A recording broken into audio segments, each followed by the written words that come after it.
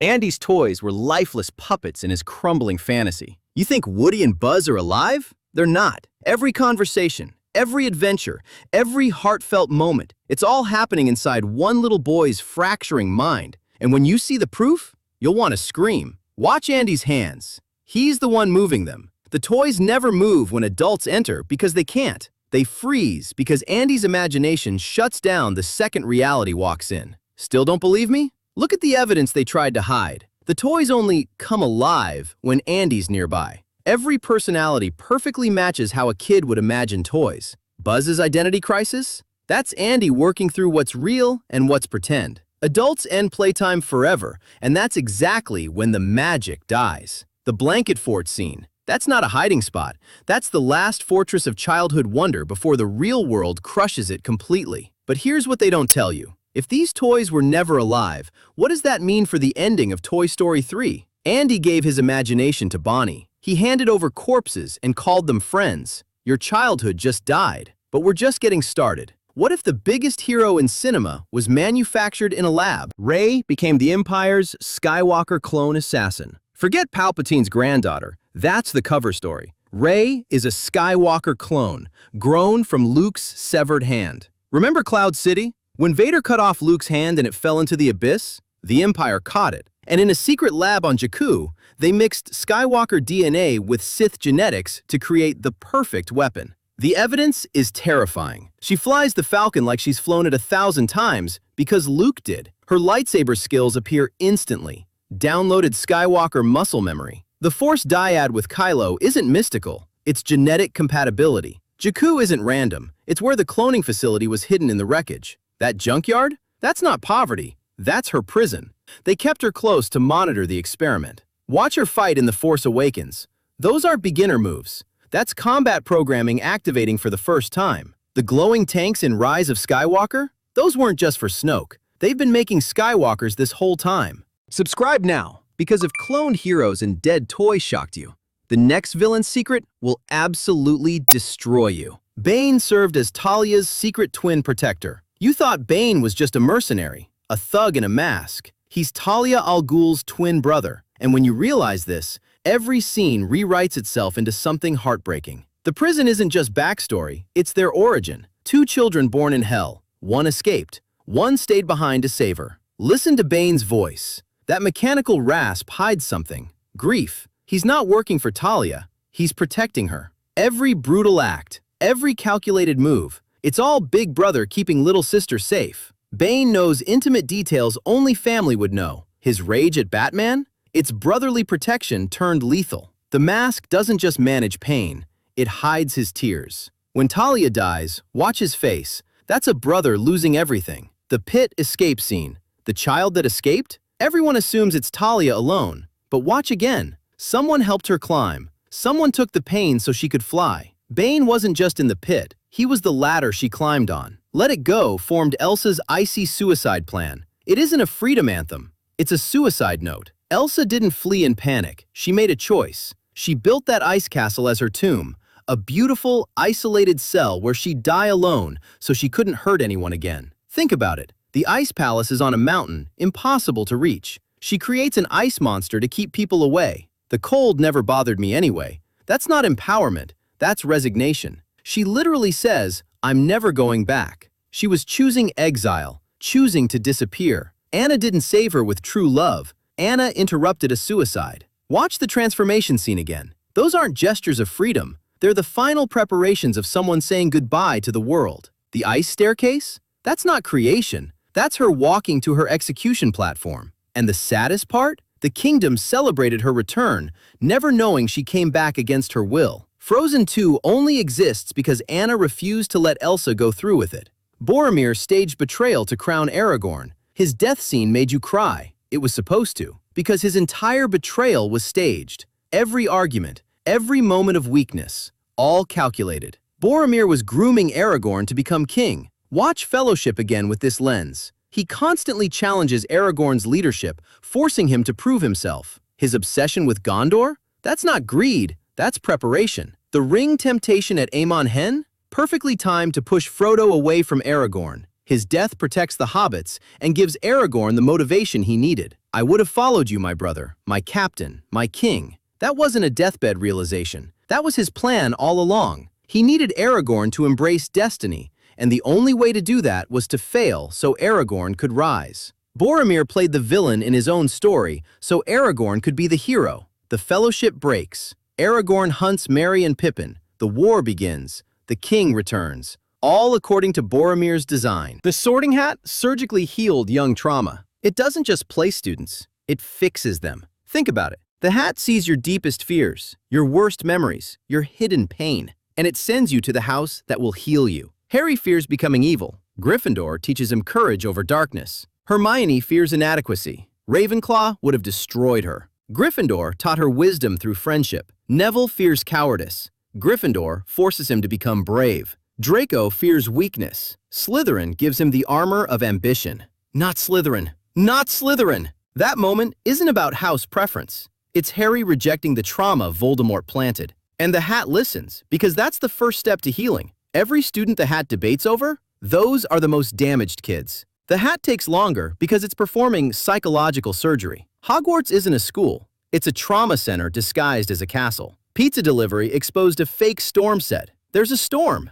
The island is cut off. No one can leave. Then why does a pizza delivery guy show up? Freeze that frame. Rewind it. Watch it again. A Domino's driver walks through what's supposed to be a catastrophic hurricane and delivers hot pizza to the asylum staff. The storm is fake. This isn't a clue hidden in subtext.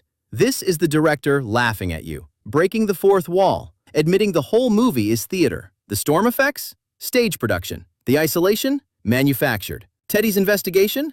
A scripted play. The staff frantically hides the pizza box when Teddy gets close. Not because of contamination protocols, because the cheese is still hot. The entire island is a soundstage. The experiment isn't psychological, it's cinematic. They're not treating Teddy's delusions, they're filming them. Dream Team operated as a Hollywood film crew. Cobb isn't an extractor, he's a director. Every heist member matches a film production role perfectly. Cobb, director, envisions the whole project. Arthur, producer, handles logistics and budgets. Ariadne, production designer, builds the sets and levels. Eames, actor, plays different roles and forges identities. Yusuf, special effects, creates the chemical dreams and environments. Fisher, audience, experiences the manufactured story. The heist is a movie. We need to plant an idea. That's literally what films do. They plant ideas in audiences' minds through layered storytelling. 3 levels of dream, 3-act structure. Limbo, post-production where the raw footage lives.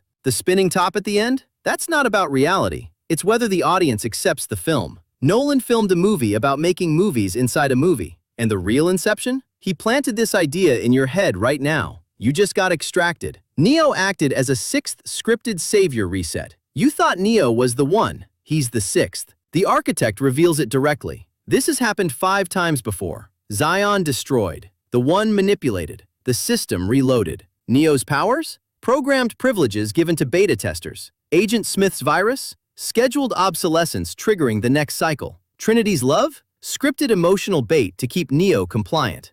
The real world? Just another layer of the Matrix. There is no escape. There never was. Every revolution is a controlled demolition. Every rebellion is code running as intended. The machines don't fear the One, they schedule him. Look at the architecture of Zion, ancient and high-tech. Because it's been built 6 times, each cycle thinking they're the first. The door to the source? That's not salvation. That's the reset button. Neo chooses Trinity. The system crashes. Smith multiplies. Everything burns. Exactly as planned. Reload, rebuild, repeat. Angier drowned clones nightly via Tesla. Borden's twin secret is tragic, but Angier's is terrifying. Tesla didn't just duplicate the hat. He created a cloning machine. And Angier used it every single night, which means every performance created a new Angier, and one of them drowned. The tanks under the stage? Count them. That's not symbolic. Those are corpses. 100 shows equals 100 dead Angiers. But here's the real horror. Which one survives each night is random. The Angier in the prestige position could be the original or could be 2 weeks old. Every Angier drowns thinking he's the real one. And Borden?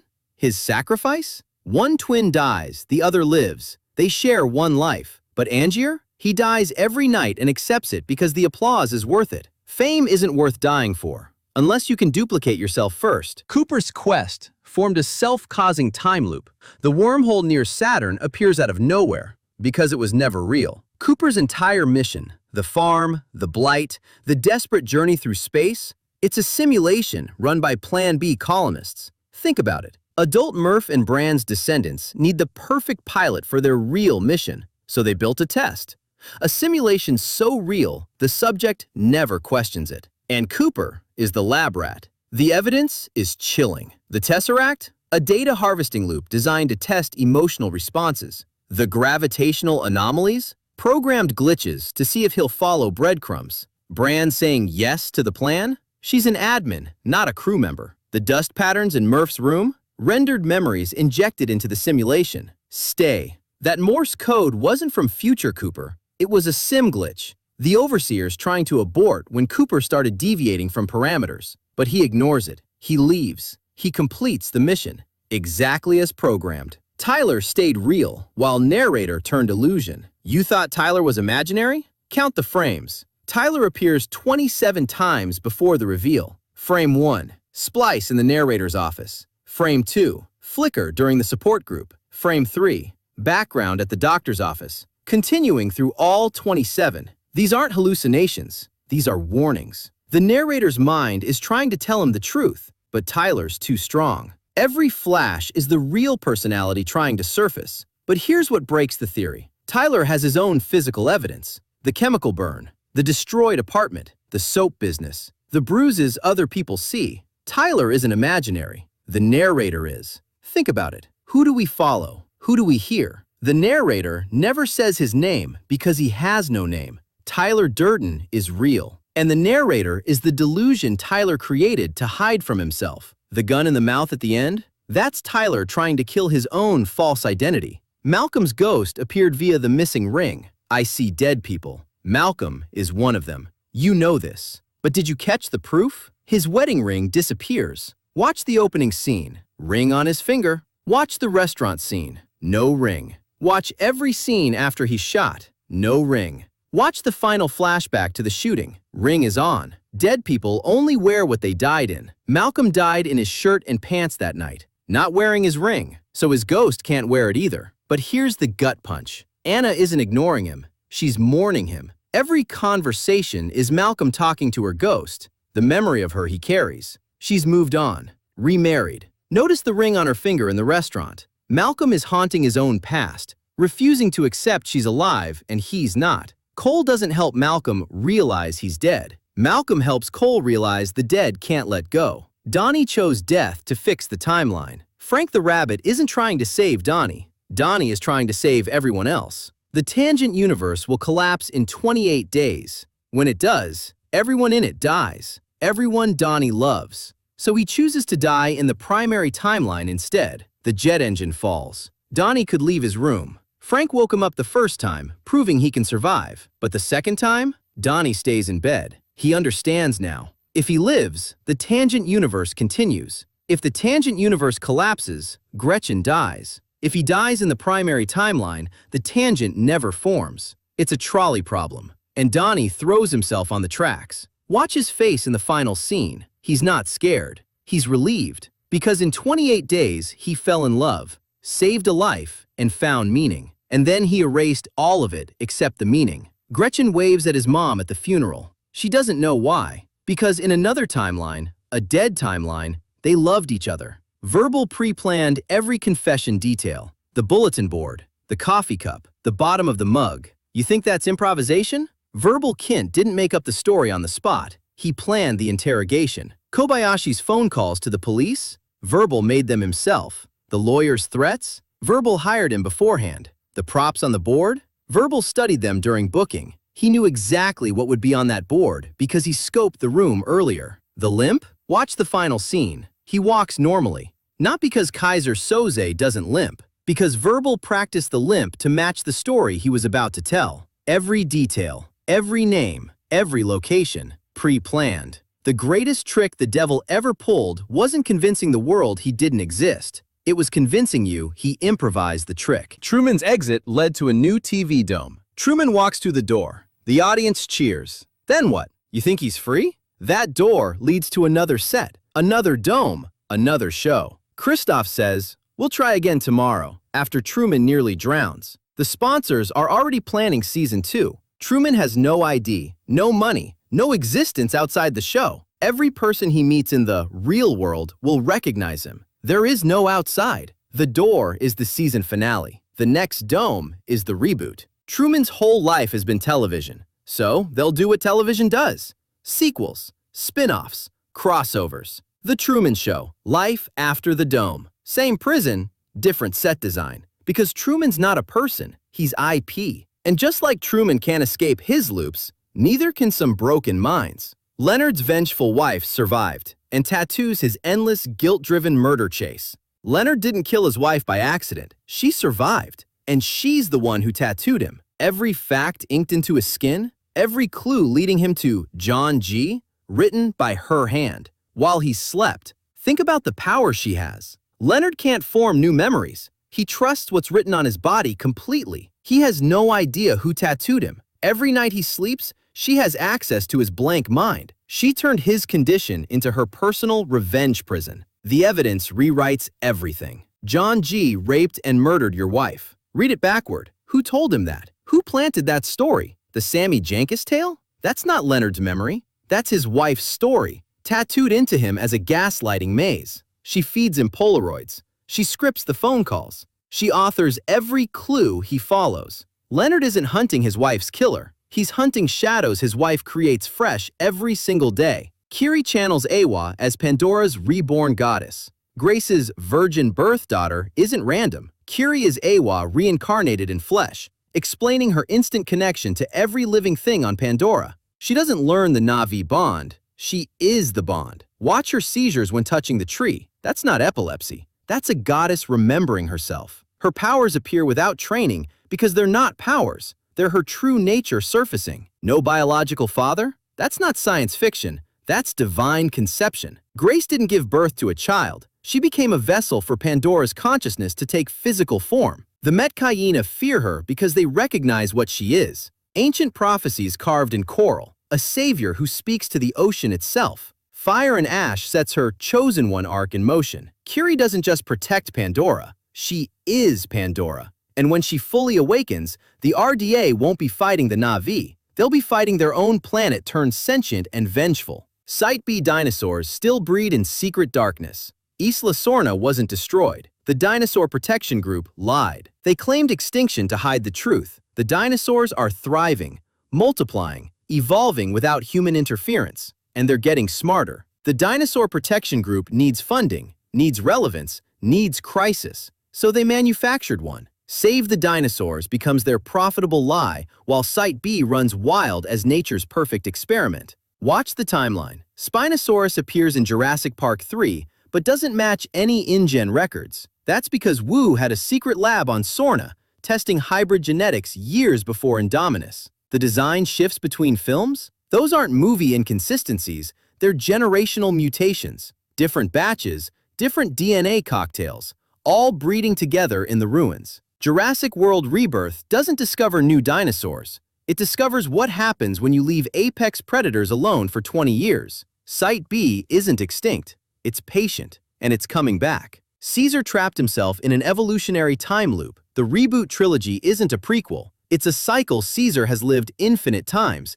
engineering his own species' rise to prevent their fall. He doesn't just lead the apes. He programs them using stolen human technology to ensure they evolve exactly as needed. Watch his visions. The beach, the statue, the virus origins. He's seen this before because he's done this before. Moses didn't have visions of the future. He had memories of past loops bleeding through. Every choice Caesar makes feels inevitable because it is. He's following a script he wrote himself in a previous cycle. The virus doesn't mutate randomly. Caesar releases it knowing exactly what it will do because he's released it before. The human extinction? That's not tragedy. That's the reset button. Caesar dies, apes inherit, they eventually fall, time loops back, and young Caesar begins again with fragments of memory guiding him. Kingdom doesn't continue the story. It reveals we're watching cycle 7000, and Caesar is still trapped, still trying to break free. Your mind is spinning with revelations you can't unsee. and every frame of cinema just transformed into a puzzle you need to solve. So subscribe now, because the secrets we're unveiling next will take that obsession to a level you never imagined possible.